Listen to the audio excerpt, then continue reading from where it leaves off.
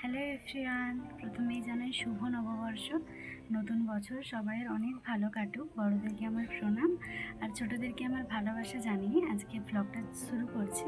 তো প্রথমেই বলি, রেডি হয়ে নিয়েছি। আমার লুকটা কেমন হয়েছে জানিও, কারণ আমি নিজেদের বাড়িতে যাব। ওখানে শুভ নববর্ষ উপলক্ষে কিন্তু গণেশ পুজো সারাদিন কী করবো না করবো সবটাই তোমাদের সাথে শেয়ার করবো। পুরো ব্লগটা কিন্তু অবশ্যই দেখতে থাকো। তো প্রথম থেকেই স্টার্ট করি। ফার্স্টেই কিন্তু আমি ঘর ঝাড় দিয়ে নিচ্ছিলাম, কারণ মা ঠাকুমা যেহেতু কেউই বাড়িতে ছিল না, তো আমাকে এই কাজগুলো করতে হতো। তো ফার্স্টেই ঘর ঝাড় দিয়ে নিলাম, আর তারপর কিন্তু এখানে ঘরটা খুব ভালোভাবে মুছে নেবো, তো তার জন্য জলটা রেডি করে নিলাম। তো এইগুলো করা হয়ে গেলে মা ঠাকুমার কয়েকটা পোশাক ছিল, তো ওগুলো কিন্তু গিয়ে বাইরে মেলে দিলাম।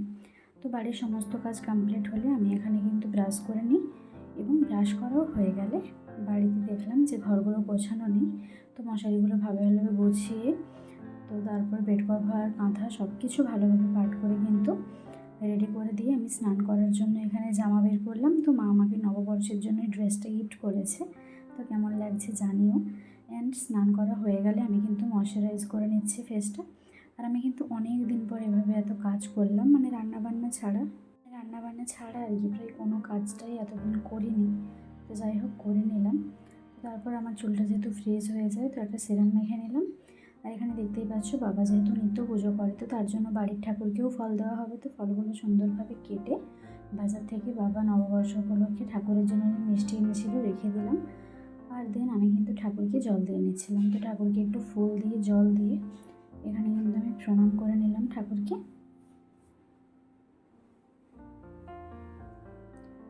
তো দিন এখানে বাবা পুজো হয়ে গেলে দোকানে গেল, তো দোকানে বাবা ধূপ দিল, ফুল দিল। দেন আমরা মিষ্টি দোকানে লাড্ডু কিনতে গেলাম। দেন কিন্তু আমরা বাড়ি প্রায় কাছাকাছি চলে এসেছি। এখানে দেখো ধান ক্ষেতগুলো কত সুন্দর দেখতে লাগছে। তো আমাদের ওখানে কিন্তু নেচারটা খুবই সুন্দর, একদম সবুজে ভরা। তো যাই হোক, বাড়ি পৌঁছে এখানে ঠাকুরমশাই খাতাপত্রের যা কাজ সেরে নিচ্ছিলেন। আর তারপরে দেখলাম পুজোর জায়গাটাতেও চাঁদা টাঙানো হয়ে গেছে, রুমটা পরিষ্কার করা হয়ে গেছে। লাড্ডুগুলো মা সব কিছু গড়িয়ে রেখেছে আর কি প্লেটে। আর আমি যেহেতু উপরে পুজো হচ্ছিল, নিচ থেকে সমস্ত কিছু উপরে দিয়ে দিতে যাচ্ছিলাম। আর এই যে প্রসাদের থালাটা, এটা আমি আমাদের পাড়ার মন্দিরে, গোপাল মন্দিরে পুজো দিতে যাব। আর মা কিন্তু এখানে লেবু আর লঙ্কা দিয়ে চেনটা বানিয়ে নিয়েছিল। আর মা এখানে বাবাকে ধুতি পরাতে একটু হেল্প করে দিচ্ছিল, মানে প্লেটস করাতে আর কি। তো যাই হোক, তারপর ভাই চলে এসেছিলো। আর ভাই চলে আসাতে কিন্তু যেহেতু সমস্ত যোগাড়যন্ত্র কমপ্লিট, ওর জন্য ওয়েট করছিলাম। তো আমরা ঘর ডোবাতে চলে গেলাম। তো ওখানে গিয়ে দেখতেই পাচ্ছ ঠাকুরমশাই যা যা কাজকর্ম করছিলেন। আর দেখতেই পাচ্ছ কত সুন্দর লাগছে মানে জায়গাটা, মানে পুকুর, সবুজের ঘেরা। তো অনেকদিন পর এলাম গ্রামের বাড়িতে, তো খুব ভালো লাগছিল। মানে আমরা যেখানে থাকি ওটা শহর না, বাট এখানে অতটাও এত সুন্দর নেচার নেই। তো তারপর এখানে ঘর ডোবানো হয়ে গেলে রুমে এসে ঠাকুরমশাই দেখলাম সমস্ত চিড়ে মেখে সমস্ত যোগাড়যন্ত্র করে নিলেন। আর তারপর আমি, বাবা, ভাই, ঠাকুমা, মা, না সরি ভাই না, আমরা চারজন সংকল্প করে নিয়েছিলাম। আর তারপর ভাইও পুষ্পাঞ্জলি দিয়েছিল। তো সবাই মিলে পুষ্পাঞ্জলি দেওয়া হয়ে গেলে পুজো করছিলেন ঠাকুরমশাই। আর এটা আমার বোন। তো যাই হোক, তারপরে এখানে কিন্তু হোম হয়ে গিয়েছিলো, তো শেষের দিকটা একটু ধোঁয়া হয়ে গেছিলো। আর হোমে কিন্তু এভাবেই সকলের নাজেহাল অবস্থা হয়ে গিয়েছিল। তো পুজো একেবারে কমপ্লিট হয়ে যাওয়ার পর মা আর বাবা এখানে প্রসাদগুলো ভাগ করে নিচ্ছিল আলাদা প্লেটসে, কারণ এগুলো পাড়ার সবাইকে দেবে আর কি। তো তারপর আমি একটু বসেছিলাম, কারণ একটু পরে রান্না করতে হবে। ঠাকুমাকে বলেছিলাম তুমি সব কাটাকুটি করে দাও আর বেটে দাও, আমি রান্নাটা করে নেব। তো তারপর আমি আজকে এখানে ডালটা ছকে নিচ্ছি আর কি, মুগ ডাল টমেটো দিয়ে, আর একটু জিরে আর লঙ্কা দিয়ে ফোড়ন দিয়ে। আর তারপর ফুলকপি আর আলুর একটা কষা কষা রান্না হবে। তো তার জন্য কিন্তু মশলাটা ভালোভাবে কষে নিয়ে সমস্ত রান্না কিন্তু আমি কমপ্লিট করে নিলাম।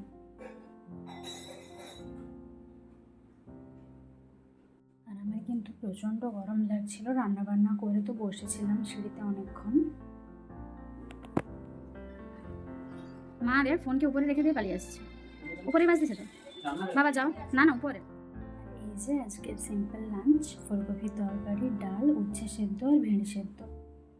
তো তারপর ঘুমিয়ে নিয়েছিলাম। তো প্রায় 2 ঘন্টা ঘুমানোর পর বিকেলে মা চা করে দিল, যেহেতু আমি আর ভাই বেরিয়ে যাব। তো চা খেয়ে নিচ্ছিলাম মায়ের সাথে গল্প করতে করতে। দেন কিন্তু বেরিয়ে গেলাম ভাইয়ের সাথে।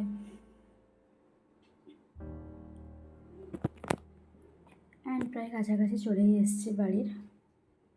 তো তো ফাইনালি পৌঁছে খুব তাড়াহুড়ো করতে যাচ্ছে, কারণ এখনও অনেক কাজ বাকি, সন্ধ্যা দেওয়া, ঘর ঝাড় দেওয়া। তো ঘর ঝাড় দেওয়া হয়ে গেলে ফ্রেশ হয়ে নিয়ে সন্ধ্যাটাও দিয়ে নিলাম। সকাল থেকে আজকে এই একটু ফ্রি হলাম, কারণ সকাল থেকে যেহেতু আজকে একদমই হাঁটার বা একটু এক্সারসাইজ করার টাইম হয়নি, তো সেই জন্য একটু বাইরেটাই হাঁটছে। যাই হোক, পুরো ভিডিওটা কিন্তু দেখতে থাকি।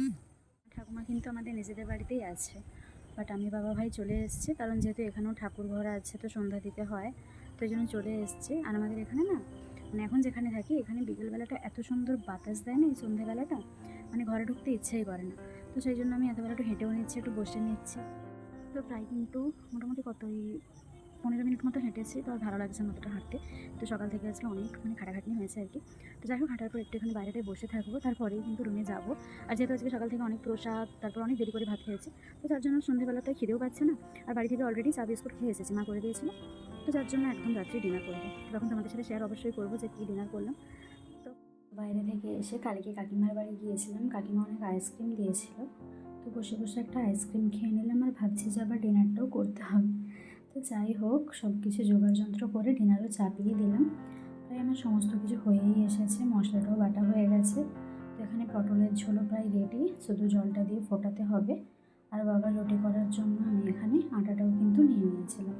আর কেন জানি না, মানে আজকে আমার রুটিটা খুবই সুন্দর হয়েছে এই প্রথমবার। তো আজকে ডিনারের মেনু রেডি, এই তো গরম গরম ভাত,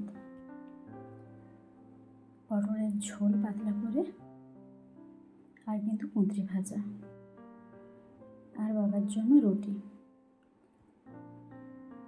তো আজকে ভিডিওটা আমি এখানেই শেষ করেছি। তো রান্নাবান্না হয়ে গেলে একটু বসে হাওয়া খাচ্ছিলাম। আর সবাইকে আবারও শুভ নববর্ষ, নতুন বছর সবাইয়ের অনেক ভালো কাটুক, সবাই খুব ভালো থেকো। আর ভিডিওটা দেখার জন্য অনেক ধন্যবাদ। So bye bye.